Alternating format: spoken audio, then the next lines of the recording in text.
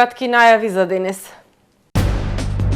Владата се одлучи за нов анекс на договорот за автопатот Кичево-Охрид и продолжување на рокот за доизградба.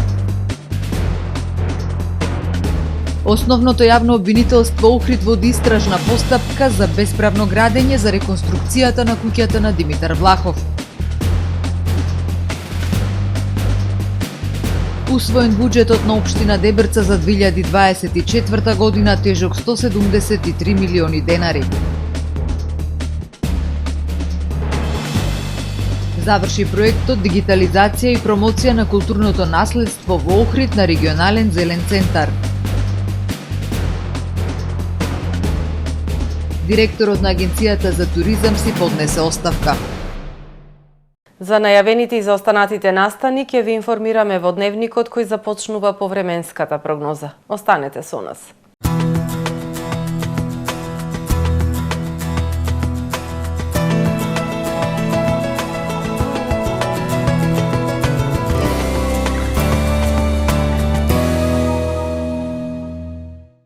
Во Охрид денес, по студеното и магловито утро, во текот на денот имавме претежно сончево и топло време со појава на локална облачност.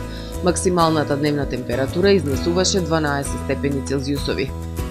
Во петок во западните и северните предели, како и на британските острови и Скандинавија, ќе преовладува умерено облачно и нестабилно време со врнежи од дожд, кои што ќе бидат проследени со засилен ветер.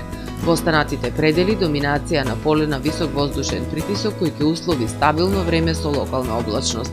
На Балканскиот полуостров утре ќе преовладува претежно сончево време со појава на локална облачност. Во крајните северни и источни предели зголемена облачност. Максималните дневни температури ќе се движат во интервал од 10 до 15 степени. Во Македонија во петок во утринските и предпладневните часови по котлините ќе има појава на магла и ниска облачност кои што ќе условат намалена видливост. Во текот на денот ќе преовладува претежно сончево и топло време со појава на локална облачност. Минималните температури ќе се движат во интервал од -4 до 3 степени, додека пак максималните дневни температури во Македонија утре ќе достигнат до 8, односно до 15 степени. Во Охрид во петок ќе преовладува претежно сончево време со појава на локална облачност и релативно топло за овој период од годината. Минималната температура од 2 степени, додека пак дневната ќе достигне до 10 степени. Во Охрид во сабота претежно сончево време со појава на локална облачност и дневна температура до 9 степени. Во недела и понеделник појава на магла и ниска облачност која што ќе услови намалена видливост. Во текот на денот ќе превладува умерено облачно време со повремени сончеви периоди. Минималната температура од 0, односно -1 степен, додека пак дневната до 9, односно до 8 степени.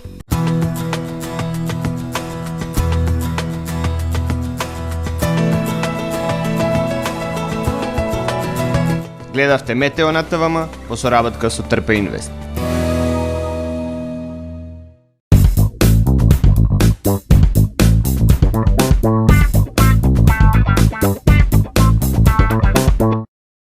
Тамаро е 25 години охридски водечки лидер и препознатлив бренд.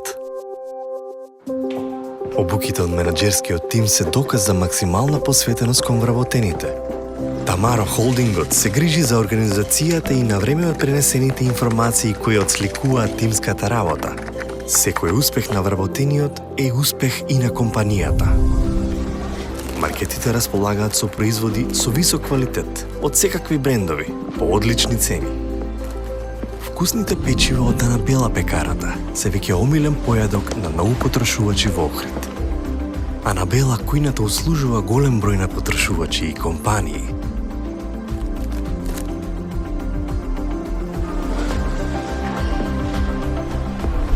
Рибарата е секогаш снабдена со најразлични видови на риба и морски плодови. А месарниците располагаат со свежо месо и месни производи во секое време. Уживајте во својот охридски домаќин. Тамаро, повеќе од маркет.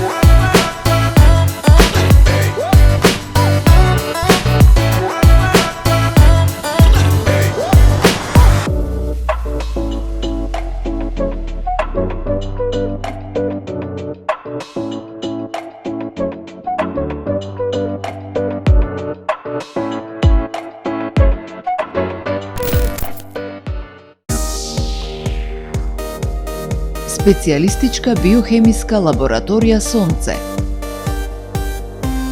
20% празничен попуст во декември и јануари за хормони, туморски маркери и електролити.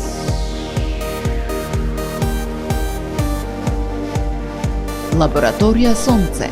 30 години грижа за вашето здравје. Добре дојдовте во светот на Кармен Бау Центар. Во беспрекорно уреден продажен простор, купувањето во еден Бау Центар никогаш не било попријатно. Со гордост ви го представуваме нашиот шоурум Мараци, со најголем избор на плочки од Мараци и санитарија од светски познатите брендови Грое, Колпасан, Идеал Стандард, Рока, Унитас. На располагање ви е нашиот архитект, кој ќе ви помогне во осмислување на вашиот проект. Располагаме со најбогатата палета на ламинат во државава. Одберете од 100 различни дизајни на Swiss Chrono. Покрај стандардниот избор на фасадните системи Knauf и Бекамент, ви нудиме богат избор на професионален алат на реномираните производители Bosch и Divol. Кармен Бау Центар на улица Железничка.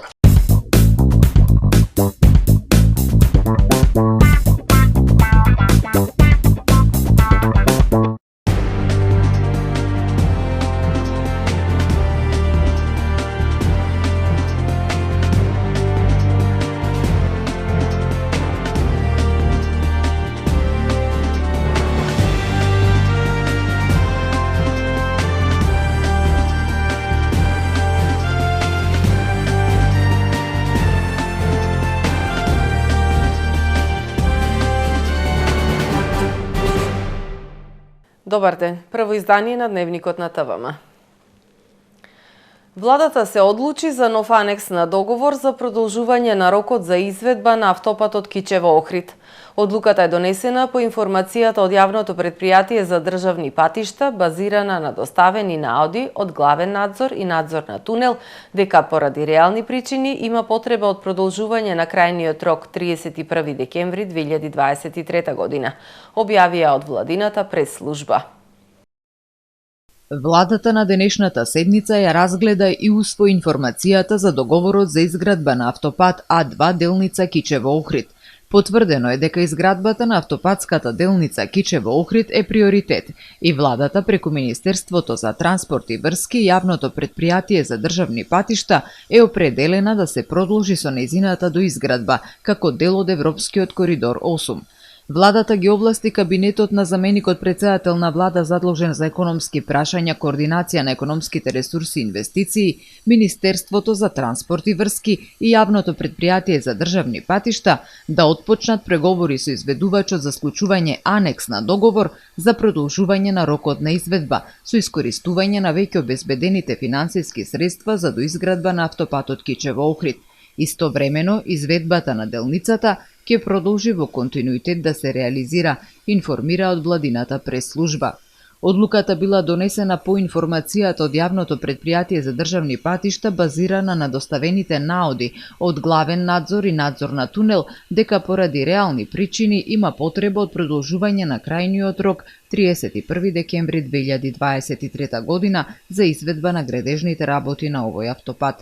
Во соопштението се вели дека владата го зела предвид фактот за досега реализираниот висок степен на физички извршени работи и решени отворени прашања.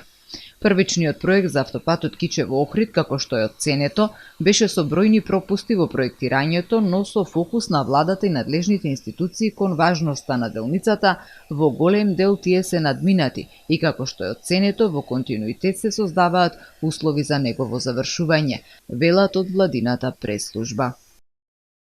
Основното јавно обвинителство Охрид води истражна постапка против две лица за реконструкцијата на куќата на улицата Димитар Влахов. На локацијата не остана ништо од објектот со историско значење и препознатлива градба и фасада, откако инвеститорот, отстапувајќи од проектот за реконструкција, изгради нов објект со поголем габарит, кој нема ништо од автентичниот изглед кој требаше да се зачува според издаденото конзерваторско мислење. Основното јавно обвинителство Охрид води истражна постапка за реконструкцијата на куќата на улица Димитар Влахов, за која ТВМ во рубриката Ти си твојот град објавуваше од почетокот на градежните зафати. Со истрагата на обвинителството опфатени се 2 лица за бесправно градење. Основното јавно обвинителство Охрид оформи предмет и на 27 ноември поведе истражна постапка против 2 лица за кривично дело бесправно градење по член 244а став 1 од Кривичниот законник. Прибрана е писмена документација и извршено е градежно вештачење, а закажан е и распит на осумничените, пошто ќе биде донесена одлука за натамошниот тек на постапката, велат за ТВМ од јавното обвинителство на Република Северна Македонија. Случајот со куќата на улица Димитар Влахов ја револтираше охридската јавност. Објектот не беше поединечно заштитено добро, но и покрај тоа требаше да биде заштитен, бидејќи е во зона на заштитена споменична целина, прогласена за културно наследство. Според конзерваторското мислење од Националната установа Завод и музеј Охрид, куќата требаше да биде препокриена со црвена керамида на постојната конструкција, да добие внатрешна и надворешна столарија во кафеава боја со дрвен финиш по урнек на постојната и санирана фасада со зачувување на автентичниот изглед и бела боја. Инвеститорот отстапи од одобрението за реконструкција издадено од општина Охрид, што беше констатирано од градежна инспекција. Во август градилиштето беше затворено, а овластен градежен инспектор донесе решение за отстранување на нелегалните доградби на објектот. Но инвеститорот ја отстрани жолтата лента и продолжи со градежни зафати, но не за отстранување на спорните доградби, туку се отстрануваше оригиналната градба. На локацијата денес се издигнува нова зграда со поголем габарит, која нема ништо од изгледот на уникатниот објект. Пред објектот остана само мермерната спомен плоча како потсетник на историскиот настан од 1941 година, кога на тоа место Бугарскиот воен суд во Охрид ги осудил на смрт со бесење Лазар Колишевски и Петре Пирузе, додека Кирил Главинчев, Андон Дуков и Јаким Спировски биле осудени на повеќегодишна затворска казна поради организирање вооружено востание против бугарскиот фашистички окупатор. Усвоен буџетот на општина Дебарца за 2024 година тежок 173 милиони денари. Основната цел на буџетот е да ги намали непродуктивните трошоци и да обезбеди простор за реализација на повеќе проекти. На 28-та седница Советот на општина Дебарца со 11 гласа за го донесе буџетот на општина Дебарца за 2024 година, како и годишните развојни програми на општината. Вкупниот буџет на општина Дебарца за 2024 година е проектиран на износ од 173 милиони денари, од кои 72 милиони 340.989 денари предвидени средства за реализација на капитални и развојни проекти на општината. Основната цел на буџетот е да ги намали непродуктивните трошоци и да обезбеди простор за реализација на повеќе проекти. На тој начин ќе се обезбеди простор за мерки и проекти кои што ќе значат зајакнување на социјалната кохезија помеѓу граѓаните и зголемување на квалитетот на живот во општината. Во буџетот за 2024 година предвидено е реализација на капитални инфраструктурни проекти, проекти од областа на образованието, културата, социјалата, спортот, животната средина, руралниот туризам и други. На изготвувањето на буџетот претходеше транспарентна постапка во која граѓаните, местните заедници, здруженијата на граѓани и други заинтересирани страни можеа да дадат своји предлози во поглед на креирање на буџетот за 2024 година. Општина Вевчани доби грант од Фондот за природа Понт за заштита на вевчанските извори. Фондот за природа Преспа Охрид Понт одобри грант со кој во наредните 3 години ќе се реализираат активности кои ќе придонесат кон подобрување на условите за заштита и управување со заштитеното подрачје, споменик на природата Вевчански извори. Договорот за грантот го потпишаа директорката на Фондот за природа Миријам Деконинг и градоначалникот на општина Вевчани Спасе Кочовски. Одржливо управување со заштитеното подрачје споменик на природата Вевчански извори е една од главните цели на општина Вевчани. Во таа насока континуирано превземаме мерки и активности за зајакнување на општинските капацитети за заштита и мониторинг на животната средина и унапредување на туристичката инфраструктура во заштитеното подрачје Вевчански извори, вели градоначалникот на Вевчани Спасе Кочовски. Со изработени 6 промотивни видеа и фотографска изложба заврши проектот Дигитализација и промоција на културното наследство во Охрид на регионален зелен центар Охрид. Целта е поголема заштита и свесност за значајното богатство со кое изобилува регионот. Заврши проектот Дигитализација и промоција на културното наследство во Охрид. Се изработија 6 промотивни видеа, а се одржа и фотографска изложба.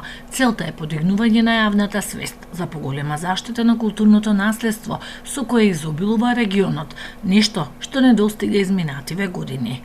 Видите, Охрид е нешто, значи, непреслушиво богатство Охрид, затоа што можеби ние од работењето на терен, со оглед дека сме и охријани, можеме да кажеме дека нешто се работи. Значи тука и завод и музеј, тука нешто и државата и општината, но сепак на Охрид треба да му се стави нешто поголемо.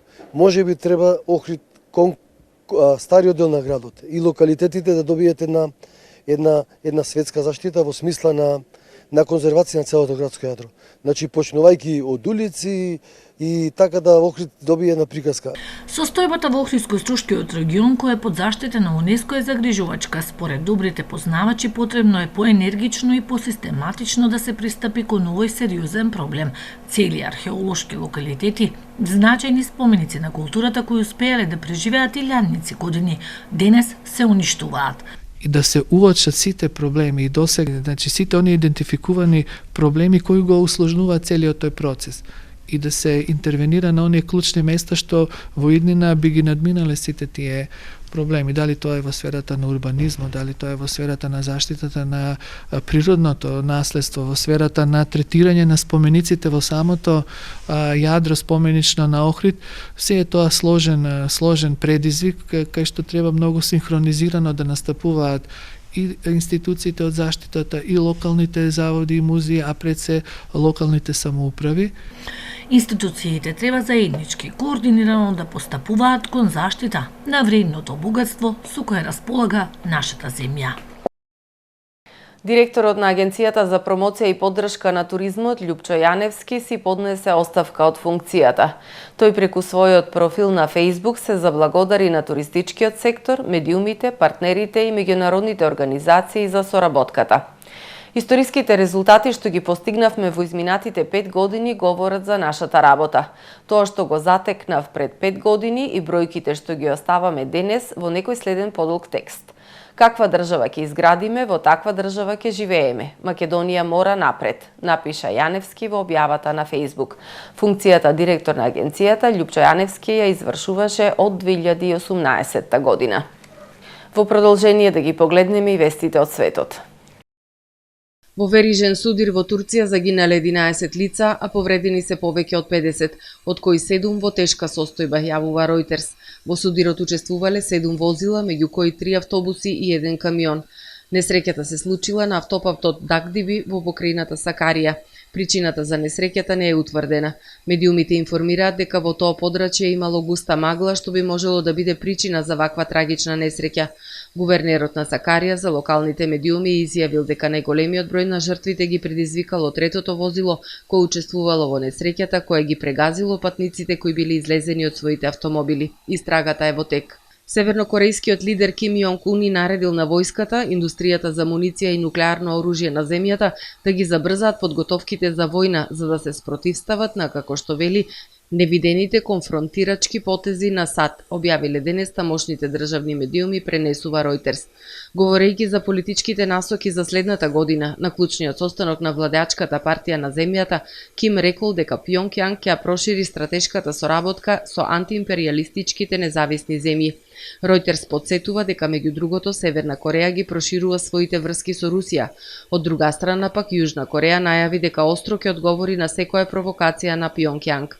Наблюдувачите велат дека Ким сака да го искористи својот нуклеарен арсенал за да изврши притисок за дипломатски преговори со Вашингтон доколку дојде до диалог меѓу двете страни по претседателските избори во САД следната година. Повеќе од 40 луѓе загинале во африканската држава Либерија откако цистерна со гориво се урнала и експлодирала, соопштиле медицински лица од земјата. Повеќе од 80 лица биле примени во болница поради изгореници и други повреди, јавува BBC. Откако се превртела цистерната, луѓето се упатиле кон местото за да го извадат горивото и во меѓувреме се случила експлозијата, поради што бројот на загинати и повредени е толку голем. Председателот на Либерија изразил сочувство до семејствата на загинатите, велејќи дека сликите од трагедијата ги смета за длабоко вознемирувачки, соопштиле од неговиот кабинет. Причината за несреќата не е позната. Разголена журка ја крена цела Русија на нозе и ја тргна на смевката од лицето на Владимир Путин. Невообичаен скандал со денови ја тресе Русија поради необична забава каде што се појавиле руските ѕвезди, додека војници умираат на фронтот во Украина. На интернет кружи видеоснимка на која се слуша како портпаролот на Путин ги слуша изговорите на една од звездите која била на журката, а медиумот База, кој е познат по своите врски во највисоките кругови, јавува дека војниците на фронтот во Украина биле меѓу првите кои бурно реагирале кога ја виделе снимката, а фотографиите од журката наводно завршили на масата на Путин, кој не бил импресиониран од тоа што го видел. Забавата наречи си голата журка во московски ноќен клуб ја организирала позната блогерка и ТВ водителка, а имало правило за облекување или попрво би можело да се каже правило на сооблекување, бидејќи сите гости биле оскудно облечени. Познат руски рапер дошол само во патеки и стратешки наместен чорап. Тој бил уапсен и осуден на 15 дена за лошо однесување и казнет со 2000 евра за промовирање на нетрадиционални сексуални односи. И организаторката наречи си голата забава се соочува со судење. Повеќе од 20 луѓе потпишале групна тужба во која бараат таа да плати 1 милијарда рубли или 8,5 милиони евра на фондацијата Бранител на татковината, организација која донира пари за учесниците во специјалната операција на Кремљ. Почитувани гледачи, го завршуваме првото издание на Дневникот на ТВМ. Ви благодарам за довербата. Пријатно!